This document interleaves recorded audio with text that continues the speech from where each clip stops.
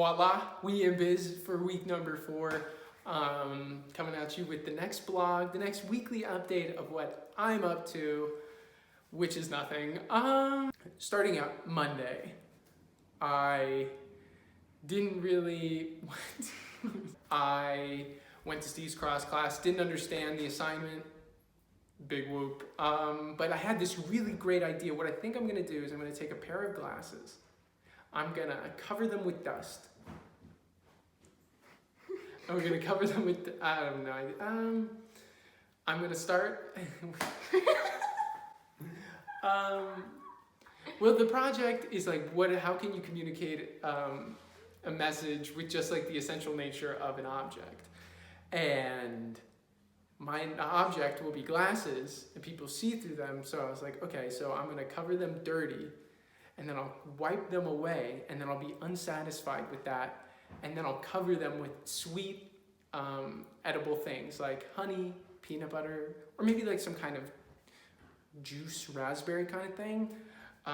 Might symbolize people not, kind of like people, you know, in like, for instance, relationships, like would always look through rose-colored glasses, you know what I mean? Not look at the bad things because they choose to ignore it. I think there's a word for that.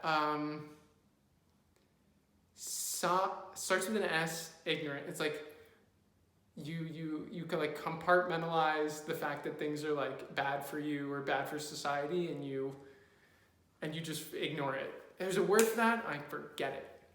Blah. But that's where I was going for. I didn't do this week, but I'll do it next week. So, yay! And then I went to wine and beer, yada yada yada. It's kind of the same old, except I ate a Lunchable. I hate Lunchables so much. It's like eating plastic food. It's disgusting food. I hate that I put any of it in my body. But had some really bad dessert wines that really just like did not taste great. Oh, not great. And then directing classes, you know, still working on it. All the complications with co-directing. It's hard to tell people that they need to act. Like they need to actually go home, do the homework, and then act, because not my job to make all your choices for you, but for some reason it's like starting from scratch every time. So that's frustrating, but now I feel like I get why directors would get frustrated, so that'll help me when I'm in rehearsal. And I start rehearsal next week for Mansfield Park. That's a thing. Really need to reread that again. Tuesday, anything huge to report? That I finished Korra. I finished Korra earlier this week, and I will say that the payoff was not as great as that of Avatar, because you get this whole long story of just like him fighting the Fire Lord, and then Korra, you get all these other stories, and these other just like smaller, not smaller villains, they're really huge in magnitude, but for some reason they only condense it to one book. Season. I just don't know what to say. I feel like I deserve to give the viewers a little bit more. I should have looked at the questions Ricky Pack gave for me beforehand. Okay, answering the questions from the feedback from our viewers. Number one, the whole teacher situation. I think that's just the way the teacher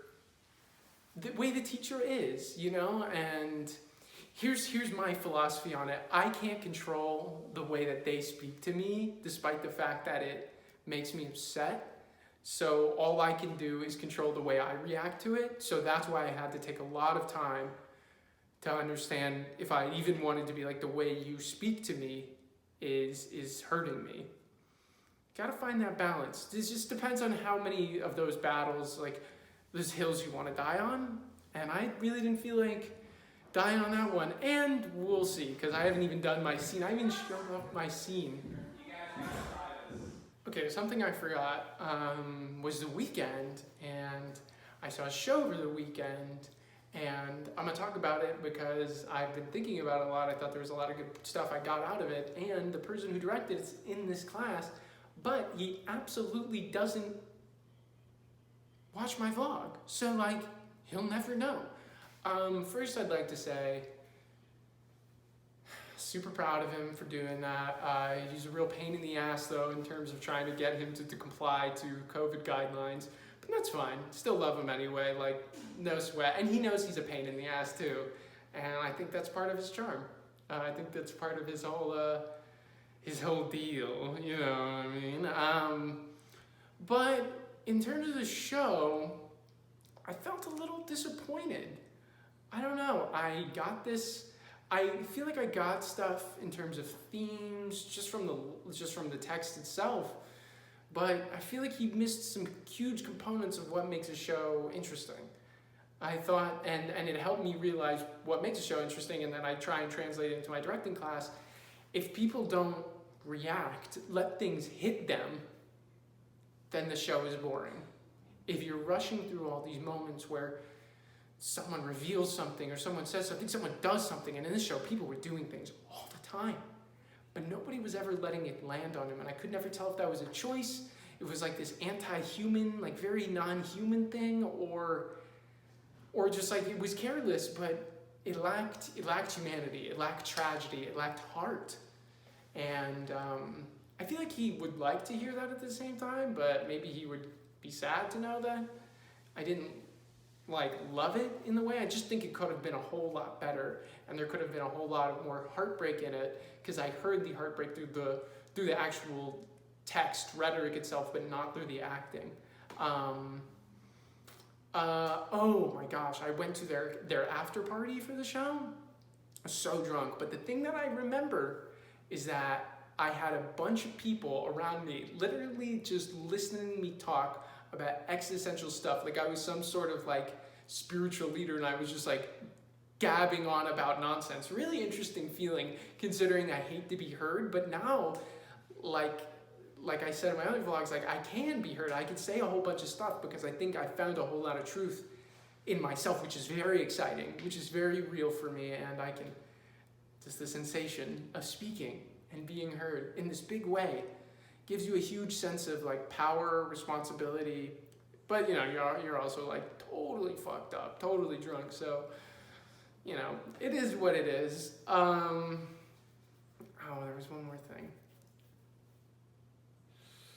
My mom hasn't talked to me in 4 weeks, which is so sad. More sad than I would like to actually translate it to anybody, or like say to anybody or to admit, but it's a terrible thing. She's not talking to me at all. But I mean, I could talk to her, but at this point, I'm not going to do her any favors by telling her that her behavior is correct, or that she should not take accountability for the stuff she does. And I think me reaching out is me, it's like this battle of pride, and also like trying to get this point across to her, because I can reach, last time I did reach out, but ever since then she has not spoken to me. But who will win, my pride or her pride? I don't really know how to feel about the situation. Because I try to be a better person every day, but I don't know what I'm doing with this. Because I'm just a child still. I'm 21 years old, but I feel like such a child. She's supposed to be this adult, but she still doesn't act like it after X amount of years of being alive. Yeah, we'll just fantastic. Special guests coming to the vlog. We've got Megan Wilcox and SU alum Adam Baer coming to join the vlog for a quick second. Woo, what's up, guys? Hey, how's it going? Thank you. Anything Thanks for having us. There you go. Perfect. The happy couple. The happy couple. Happy anniversary. All right. Thanks for tuning in. The one viewer, Ricky Pack, really appreciate you. And I'll see you next time.